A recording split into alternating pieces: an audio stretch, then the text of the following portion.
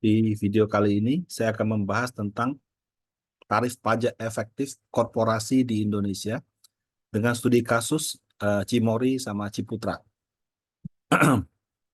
Jadi kalau Bapak Ibu yang senang buat analisa, membuat proyeksi laporan keuangan, menghitung harga wajar saham, pasti pernah mendengar istilah namanya EBIT, Earning Before Interest and Tax. Tax-nya saya kasih huruf besar ya. Nah, kalau di Amerika atau di buku-buku investasi yang kita pelajari dari Amerika, biasanya menggunakan asumsi 30%. Nah, Indonesia berapa? Kemudian prakteknya apakah seperti itu? Dua nama saham yang saya sebutkan dalam contoh ini bukan rekomendasi beli, jual, atau tahan. Nah, kalau secara perpajakan, perusahaan itu dikategorikan sebagai wajib pajak badan.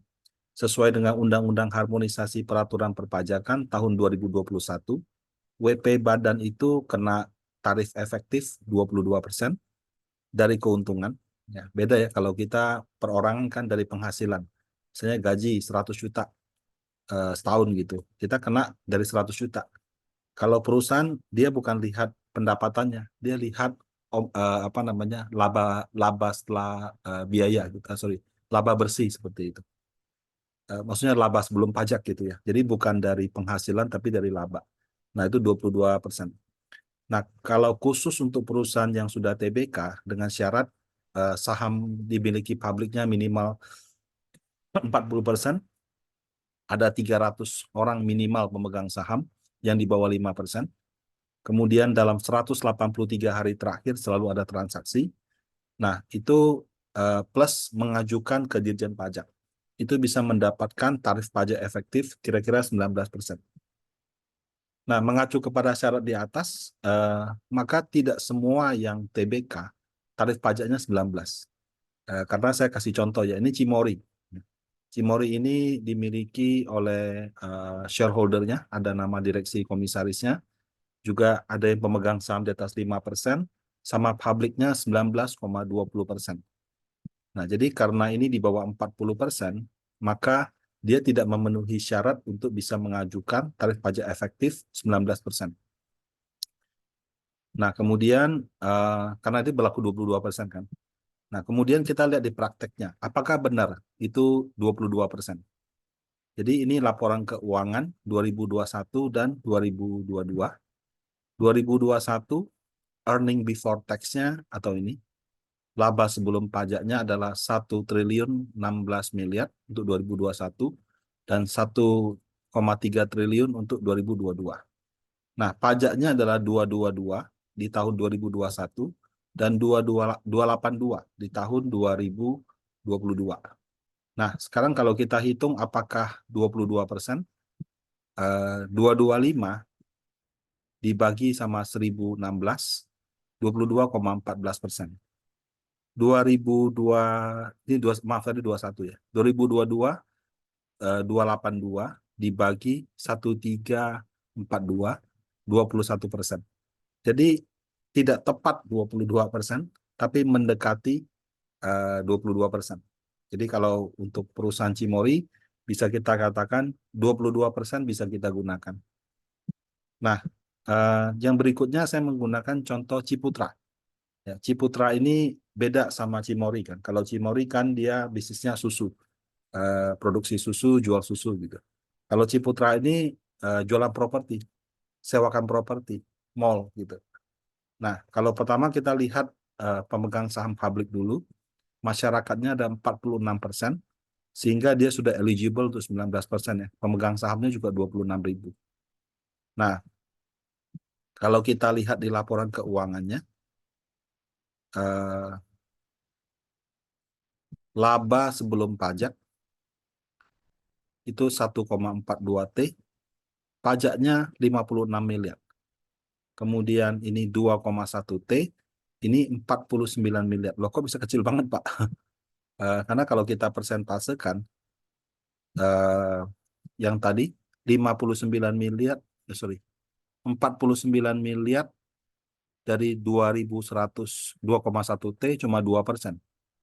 Kemudian 56 miliar dari 1,4 T cuma 3,92%. Kok mendekati 22% saja enggak gitu.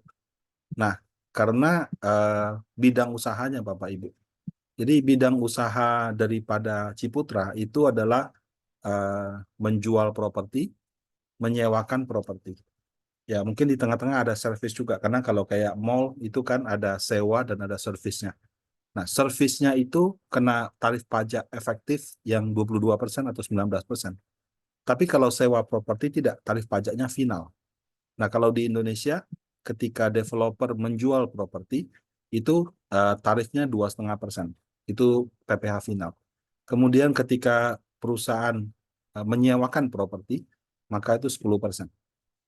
Nah, karena bisnis utama Ciputra itu adalah jual properti sama sewa mall, maka kebanyakan daripada income-income dia itu adalah income yang kena pendapatan yang sifatnya final. Ya, sehingga kalau kita lihat di laporan keuangannya tadi yang sebelumnya, dia tuh pajaknya dia bagi jadi dua bagian. Oh sorry, yang ini.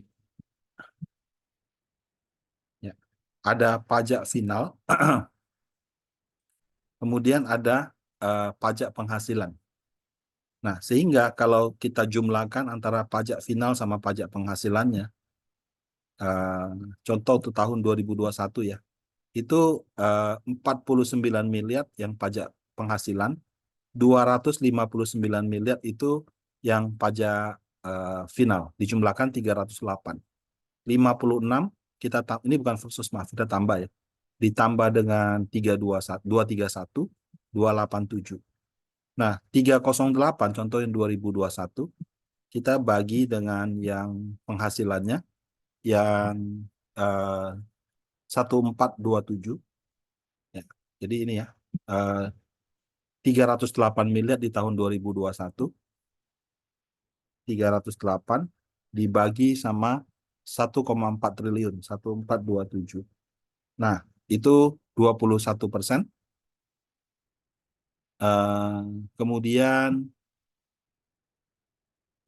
sorry, yang 2021, ya, pajak finalnya 259, pajak penghasilannya 49, dibagi sama dia punya 2021, 2136, itu 14%. Ya. Nah, jadi kalau misalnya pas penghasilan dari yang servisnya tinggi, otomatis dia punya pajak itu akan lebih besar. Tapi kalau misalnya pas bagian penghasilan dari penjualan propertinya yang tinggi, apakah apartemen, apakah rumah tapak, apakah sewa properti gitu ya, sewa mall, maka dia punya pajak akan rendah gitu. Nah, jadi eh, walaupun apa namanya, yang kena dia harusnya 19%, tapi aslinya di bawah 19, karena kalau untuk 2021 saya hitung cuma 14,4%. Kalau yang 2020, saya hitung sekali lagi ya, 2020 itu adalah 231 yang angka ini, ditambah dengan 59, 231 tambah 59 itu 290. Kalau dibagi sama pajak sebelum ini, 1659, 1659, sorry, harusnya 1427 yang bawah ya. 1427 itu 20%. Tapi kalau dibagi sama 1659 itu di bawah 20%. Jadi kalau untuk perusahaan properti seperti ini, untuk menghitung tarif pajak penghasilan ya, kalau misalnya Bapak Ibu analis saham properti harus lebih detail. Kenapa? Karena pajak penghasilannya kecil, yang besar itu tarif pajak finalnya. Nah, seperti itu. Nah, kedua contoh di atas bahwa menunjukkan bahwa ketika kita melakukan analisa laporan keuangan, faktor pajak itu harus lebih teliti. Kemudian kalau perusahaannya pernah rugi di tahun sebelumnya, kerugian itu bisa carry over sampai dengan 5 tahun ke depan. Sehingga bisa saja dia nggak bayar pajak. Karena kenapa? Karena penghasilannya negatif, atau tahun ini positif, tahun lalu negatif. Yang negatif tahun lalu mengcover semua yang positif tahun ini, sehingga hitung-hitungannya dia masih net nol atau bahkan masih negatif. Nah, kalau seperti itu juga tidak bisa ada potensi tidak bayar pajak. Kemudian kalau kita ngomong pajak untuk perusahaan itu bervariasi. Nggak cuma pajak penghasilan kayak kita. Ada PPN, PPNBM kalau dia jual properti di atas 5M, ada cukai kalau dia rokok gitu ya. PPh-nya dari 21 sampai 29. Nah, kalau yang kerja di korporasi atau mungkin menangani pajak korporasi, biasanya sudah punya pengalaman lah diperiksa pajak. Karena kalau korporasi itu kan biasanya pasti diperiksa. Nah, ketika sudah diperiksa, kadang-kadang masalahnya nggak cuma sekedar PPh berapa, final atau progresif. Sebab kalau pajak perusahaan itu dihitung dari keuntungan, bukan dari omset. Karena dihitung dari keuntungan, yang biaya juga sering dipermasalahkan. Kenapa? Karena saya kasih contoh tadi, uh, properti ya. Si Ciputra kan dia jual properti, pajaknya final 2,5% atau 10%. Uh, Kalau seperti itu, apakah biaya yang dia dapat, yang dia keluarkan bisa mengurangi penghasilan? Logikanya tidak. Kenapa? Harus dipisahkan. Nah, untuk itu perusahaan harus punya pencacatan mana biaya yang dikeluarkan untuk mendapatkan penghasilan yang pajaknya final, mana biaya yang dikeluarkan untuk mendapatkan penghasilan yang sifatnya progresif. Nah, kalau tidak bisa dipisahkan atau campur jadi satu, nah kadang-kadang itu bisa menyebabkan antara wajib pajak sama petugas pajaknya berbeda pendapat. Jadi menurut wajib pajak harusnya saya punya laba adalah 10 gitu. Nah, tapi kalau petugas pajak bilang, oh enggak, 10 ini biaya ini nggak bisa diakui, jadi harusnya 25. Nah, sehingga pembayarannya lebih tinggi. Nah, ya itu problem di perusahaan ya. Kalau omsetnya sudah besar, akan berkutat soal PPN, soal eh, biaya mana yang tax deductible, biaya mana yang tidak. Nah, jadi saya kalau kasih angka di sini, misalnya omset perusahaan 100, eh, 20 penghasilan final, 80 penghasilan progresif. Contoh yang tadi ya. Nah, dari 100 ini ada biaya 50. Nah, logikanya Bapak Ibu, kita punya penghasilan yang kena pajak progresif adalah 80, cuma yang 8, karena 20-nya kan sudah final tax. Dikurangi 50, dikalikan tarif pajak. Nah, tapi karena 50 ini sebagian dipakai untuk memfinance atau dikeluarkan untuk mengerjakan penghasilan yang tadi 20, maka harus diproporsionalkan. Nggak bisa dianggap 50-50-nya itu masuk ke dalam pengurang pajak gitu. Nah, jadi apa namanya? Cara paling gampang misalnya kalau nggak dialokasikan perusahaan, ya persentase aja. Kalau 100, 20% final, 80% progresif. Berarti kalau biaya 50 juga 20%-nya final, 80%-nya progresif. Sehingga 80% kali 50, 40. Nah, biaya yang diakui nggak bisa 50, cuma 40 aja. Sehingga pajaknya adalah dari 80 dikurangi 40. Nah, kira-kira seperti itu. Uh, nah, um, tapi pakai persentase seperti ini juga tidak serta-merta pasti akan diterima karena pada akhirnya akan uh, tergantung pada dokumen-dokumen yang jadi pembuktian antara pajak sama wajib pajak gitu ya. Nah, kalau misalnya suka cekcok atau tidak sepakat ya kadang-kadang bisa sampai disengketa. Nah, kadang-kadang disayangkan juga sih ada aja oknum-oknum yang bandel ya, wajib pajaknya bandel. Ada juga kadang-kadang oknum-oknum petugasnya yang mungkin aji mumpung seperti itu. Jadi kalau memang mau bagus sih, sejak awal itu laporan keuangannya sudah dibuat dengan rapi, dialokasikan dengan baik.